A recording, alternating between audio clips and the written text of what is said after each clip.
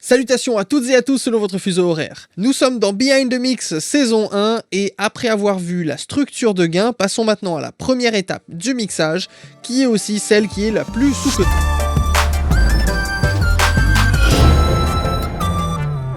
Ici Eliakim pour CFA Productions et aujourd'hui on va se parler du mixage statique ou de la mise à plat. Je sais, j'ai déjà fait une vidéo sur le concept de la balance, donc qui est disponible juste en haut ici. J'oublie tout le temps de quel côté c'est, ok? Mais aujourd'hui on va s'attarder beaucoup plus sur le static mix, donc pour pouvoir bien démarrer son mixage. Tout d'abord commençons par la définition. Le mix statique ou static mix en anglais, est le fait de réaliser les étapes primordiales du mix relativement rapidement pour atteindre une version agréable à l'écoute sans aucune automation avec le minimum d'effets possible. Ça fait beaucoup d'informations et pourtant c'est assez simple. Le but donc de ce static mix n'est pas de faire le meilleur mixage possible dès le départ, mais plutôt de se donner le meilleur point de départ possible. Pour une petite analogie culinaire, car ça fait longtemps que j'en ai pas fait, c'est comme d'avoir un bon fond pour pouvoir réaliser une sauce. Les fondations qu'on va pouvoir mettre en place pour notre mix. Je vais vous séparer le static mix en 3 points primordiaux. Premier point, le static mix est majoritairement basé sur la balance de volume et sur le concept de la balance de manière générale. Pour rappel, la balance de volume et le concept de balance de manière générale est certainement l'un des éléments les plus sous-cotés mais les plus importants dans le mix. Il s'agit du fait de créer le meilleur équilibre possible pour notre production. Deuxième point, c'est le moment de réaliser la mise à plat, à savoir tout ce qui concerne la nomenclature, organiser notre session, faire notre routing, faire notre balance de volume, la panoramique et même, à mon sens, le premier nettoyage, à savoir les low cuts. Il y en a même qui vont utiliser ce moment pour placer leur ambiance générale, donc un genre de reverb pour toutes les pistes pour mettre tout le monde dans la même pièce. Mais ça, je considère ça facultatif. Par contre, c'est là où moi je vais décider quelle piste va prendre le lead sur quelle fréquence. Le but pour moi, c'est de faire, durant la balance de volume, un balayage de chacune des pistes de manière à me préparer pour la suite du mix. Je vais prendre des notes et je vais déjà faire, comme j'ai dit, mes low cuts pour enlever le trop plein de basse fréquence dans les pistes qui n'en ont pas besoin. Et le troisième point, c'est plus un point pour se conscientiser de l'importance de cette étape. En gros, c'est l'une des meilleures façons d'apprendre et de s'améliorer. Je m'explique. Si on se donne un but à atteindre en un temps restreint, alors ce static mix devient entre guillemets un genre d'exercice pour s'améliorer. Moi personnellement, je vous conseille de ne jamais dépasser 3 heures pour votre static mix. De cette façon, vous allez vous forcer à focuser, à mettre votre énergie sur les choses réellement importantes. Pour expliquer ce concept, laissez-moi vous parler de la loi de Pareto ou la loi du 80-20. Attention cependant à tous les statisticiens et autres experts de cette loi, je vais donner juste une version très vulgarisée, adaptée à notre situation actuelle, à savoir le mixage. Point barre. La loi de Pareto ou la loi du 80-20 est une loi de puissance dans la théorie de la probabilité. Cette loi, en vulgarisé, nous guide dans le fait de prioriser notre focus lorsqu'on travaille. En optimisant 20% de notre temps à faire un bon static mix, nous atteindrons 80% du résultat final de notre mix. Imaginez simplement que vous passiez 2 heures juste à travailler votre piste de kick. Eh bien, pendant ces 2 heures-là, vous aurez pu faire un super static mix qui vous donnera en bout de ligne un meilleur résultat qui aura plus d'impact sur la globalité de votre mix que votre 2 heures à travailler juste le kick. Comprenez un peu l'idée? Encore une fois, c'est une version très vulgarisée, je m'excuse s'il y a des experts de Pareto. Maintenant, c'est quoi les étapes du static mix pour optimiser ce qu'on appelle le workflow? On commence par importer, organiser et nommer nos pistes pour pouvoir se retrouver rapidement. Ensuite, on fait son routing. Je rappelle qu'il est important de séparer nos pistes de différentes familles, de différents groupes dans des boss, fait que les guitares dans un boss de guitare, les voix dans un boss de voix, etc., etc. Ensuite, on va faire la balance de volume. Ensuite, personnellement, je vais faire la panoramique. Généralement, l'étape 3 et 4, donc volume et panoramique, se font un petit peu en même temps. Et enfin, moi, je vais réaliser le nettoyage des low-end,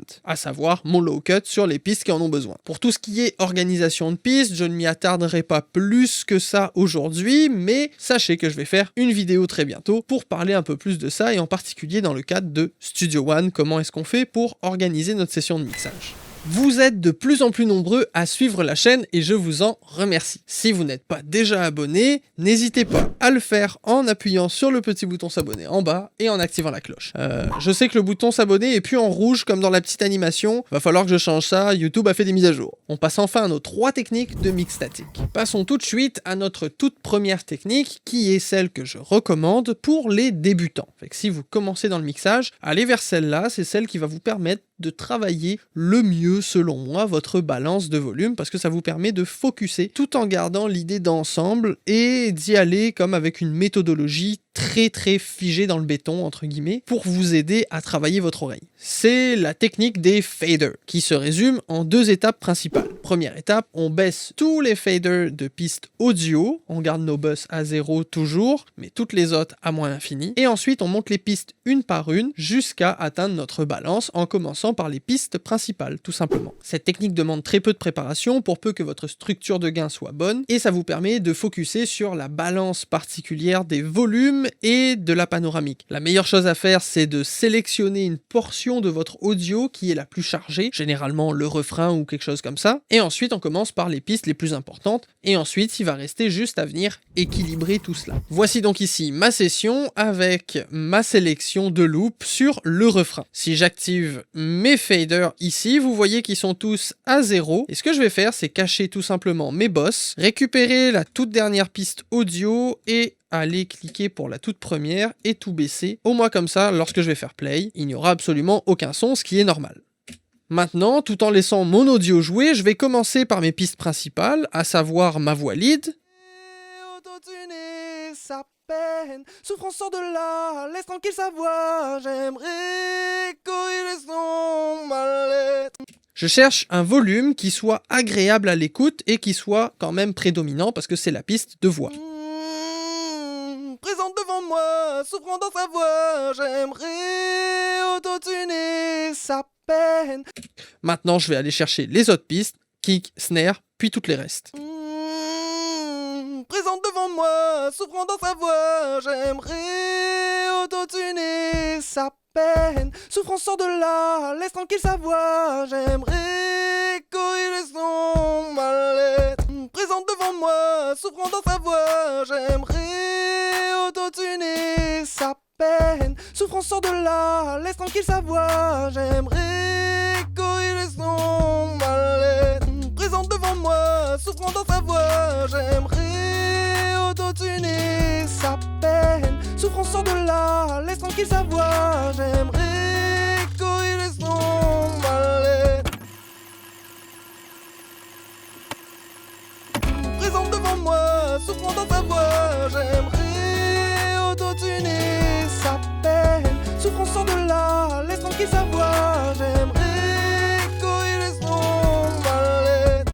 Et voilà, ma balance de volume est faite et vous avez vu que j'ai fait aussi un petit peu la panoramique en même temps, donc sur mes différentes pistes. Par exemple, mes arpégieurs, mon analogue lab ici que j'ai mis à gauche, mes violons que j'avais mis à droite et gauche un petit peu d'avance parce que je savais à la prod que j'allais le faire. Ici, déplacement de mes guitares par exemple, ou des choses comme ça. Voilà un petit peu la méthodologie donc pour la première méthode qui est celle des faders. On commence à 0, on monte le tout. On a vu que je me suis basé sur la piste de voix qui était la plus forte et ensuite j'ai balancé tout le reste pour venir créer un petit peu cet équilibre. Là on entend qu'il y a des clashs de fréquences et ce serait à partir de là que je ferai par exemple les low cuts sur les pistes nécessaires pour venir nettoyer un peu le tout. La deuxième technique est une technique qui est aussi très intéressante pour les débutants qui se base un peu plus sur des chiffres. Attention toutefois, bien évidemment les chiffres sont des points de repère, des points de base, mais il va falloir s'entraîner à travailler son oreille et à aller faire notre balance ensuite sans ces fameux chiffres. C'est une technique qui est inspirée par Bobby Owsinski qui lui-même s'est inspiré d'un autre ingé son assez connu qui mixait avec les metteurs visuellement avant même de commencer à écouter sa track. Ça peut paraître bizarre et on dit souvent bon toutes ces techniques là c'est bien mignon mais en fait en gros tout ce qui compte c'est d'y aller avec notre oreille et c'est tout. Encore une fois j'ai déjà dit dans plusieurs vidéos mais l'oreille ça se travaille. Fait qu'au départ si ton oreille est pas travaillée bah non tu peux pas aller random comme ça au hasard directement avec ton oreille et faire comme si que tout fonctionne bien. Au passage Bobby Owsinski Stravinsky, pour ceux qui se demandent c'est qui, c'est un des mix engineers en arrière de Jimi Hendrix, The Who ou encore Iron Maiden. C'est un gars qui visiblement sait ce qu'il fait et qui a travaillé quand même avec des gros noms de la musique. Pour cette technique-là, qui est le mix by meter, on va commencer en première étape par se placer en sample peak sur notre meter. Donc c'est généralement l'affichage par défaut sur les différents logiciels de son. Ensuite, on va commencer par placer la voix et le kick. Pour ce faire, on met solo sur la piste, on regarde notre meter sur le master et on monte le volume jusqu'à ce qu'on atteigne notre valeur. Et ça va être comme ça pour toutes les pistes. On met un solo sur la piste, on fait cette piste-là, on enlève solo, on fait une autre piste et ainsi de suite. Pour un guide général, voici quelques chiffres que vous pouvez prendre en note. Kick, snare et tom autour des -10, -5 dB. Tout ce qui est charleston, hi-hat en anglais, overhead, instruments d'accompagnement, piano, guitare, etc. autour des -20 dB. La piste de voix principale, elle, entre -15 et -10. Et les backs aux environs de 5 dB plus faibles que la voix principale. Dernière chose à prendre en compte par rapport à cette technique, c'est que par exemple les back vocals ou les instruments d'accompagnement, etc. Bref, tout ce qui est un ensemble, et ben le volume en dBFS doit correspondre à toutes ces pistes d'un même type ensemble. C'est-à-dire que si j'ai 7 pistes de back vocal, les 7 ensemble vont atteindre -15 dB par exemple. Parce que quand on fait une balance de volume, c'est un peu comme si on fait des additions. Volume plus volume plus volume, piste plus piste plus piste, et ben ça donne mon master volume final, ma balance totale. Donc ici c'est ma balance principale. J'avais un petit peu oublié, ici j'ai l'équivalent d'un back vocals, on va dire ça comme ça, et ici aussi. Fait que ça tombe bien, je les ai pas encore fait. Là ce que je vais faire, c'est faire un solo sur ma piste pour venir valider si ici j'atteins à peu près -10, -15 et -10 dB. Présente devant moi, souffrant dans sa voix, j'aimerais autotuner sa peine. Et ici on est à -11 dB en pic. Fait que c'est parfait, je vais aller enlever mon solo et maintenant écouter ma piste de kick, ou plutôt mes deux pistes de kick parce que j'en ai deux.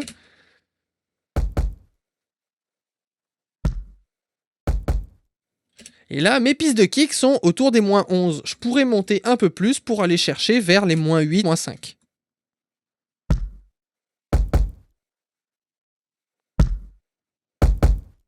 Maintenant, on pourrait passer à la bass. La bass, c'est -15, -10. Donc, plus vous êtes chargé en basse fréquence, plus on va baisser le volume, entre guillemets, parce que ça prend plus d'espace en termes d'énergie sonore. Ce qui veut dire que ici, par exemple, pour une piste de type 808, comme celle-là, on va aller chercher le -15.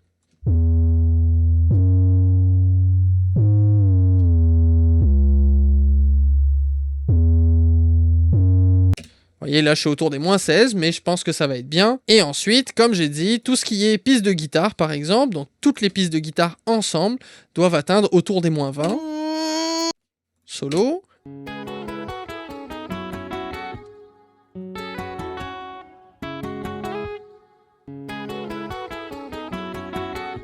Très intéressant comme point de départ.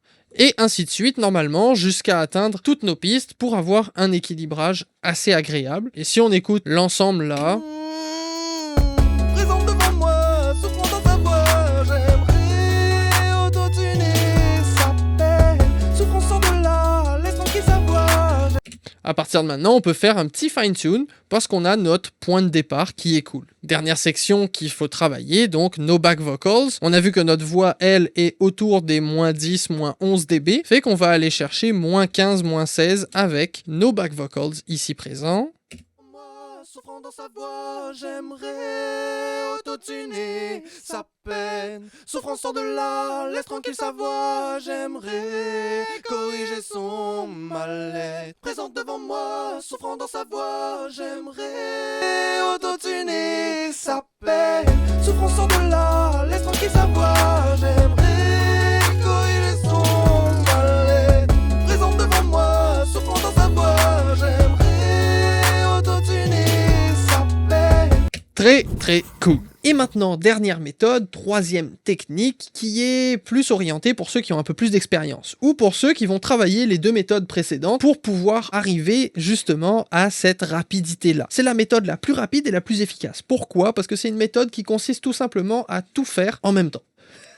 Ça peut paraître contre-intuitif et moins productif, mais pourtant ça l'est. Quand on est plus expérimenté, c'est un peu comme en cuisine. Au début, on suit chaque étape de la recette vraiment step by step. Par contre, quand on a l'habitude et quand on est un peu plus avancé en cuisine, dès qu'on a une recette où on sait qu'on doit faire bouillir les patates, je vais commencer par éplucher mes patates, les mettre à bouillir et ensuite je vais continuer à éplucher le reste de mes légumes. Au moins comme ça, je gagne du temps. Pendant que mes patates cuisent, je peux faire autre chose et ainsi de suite. Ce qui fait que je deviens un petit peu multitâche. C'est un peu la même chose là pour le mixage. Ce que je vais faire, c'est que tous mes faders vont être à 0 et lorsque je vais faire play, forcément je vais être trop fort. Je vais certainement même clipper mon master parce que toutes les pistes seront à 0 et pas équilibrées. Et à partir de là, directement à partir de cette balance de 0, je vais baisser des volumes, monter d'autres et venir équilibrer un petit peu le tout pour atteindre une balance de volume plus rapidement comme cela, directement en faisant ma panoramique, mes volumes et un petit peu de low cut aussi en même temps. Et je vais essayer d'éviter de trop descendre les faders. Pourquoi? Parce que les faders sont logarithmiques. Ce qui veut dire que quand on est tout en bas de notre tranche de fader,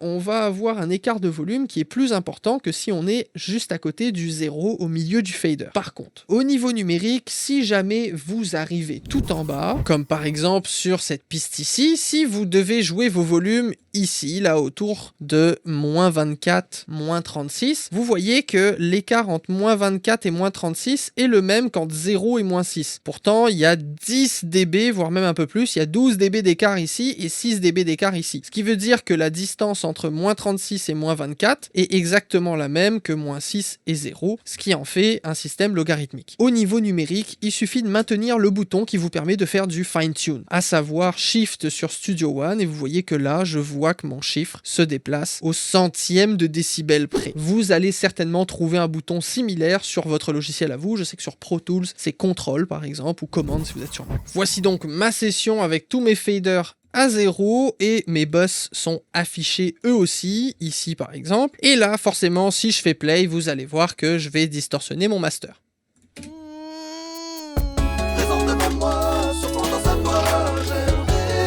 Je le distorsionne pas trop, donc à peine 2 dB qui clip, mais j'ai quand même du clipping. Fait que là, ce que je vais faire, c'est juste y aller au feeling directement, comme ça, en écoutant l'ensemble, en venant jouer avec mes volumes tout de suite.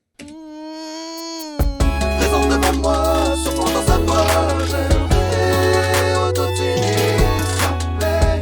Sur mon son de là, laisse tranquille sa voix, j'aimerais corriger son balai. Présente devant moi, surprends dans sa voix, j'aimerais autotuner sa paix. Sur mon son de là, laisse tranquille sa voix, j'aimerais corriger son balai. Présente devant moi, surprends dans sa voix,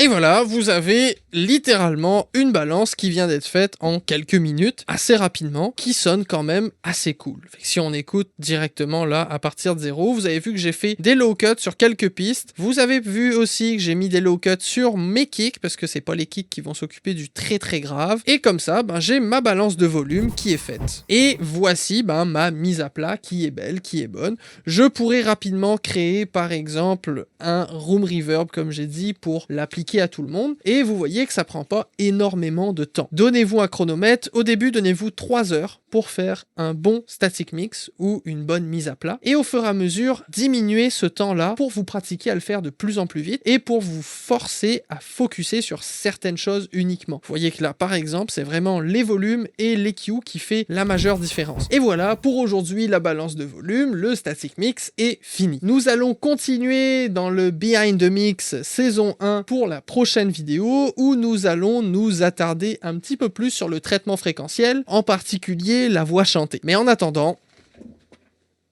vous êtes encore là et vous êtes des êtres humains géniaux. N'hésitez pas à partager autour de vous et à me faire des commentaires, vraiment j'y tiens, ça me fait toujours très plaisir et ça m'aide à m'améliorer. C'est un très grand plaisir pour moi de produire ces vidéos. Si jamais vous voulez me retrouver aussi sur un autre réseau, il y a Instagram, donc @cefaprod. C'était Eliakim pour Cefa Productions, salutations à toutes et à tous selon votre fuseau horaire, ciao.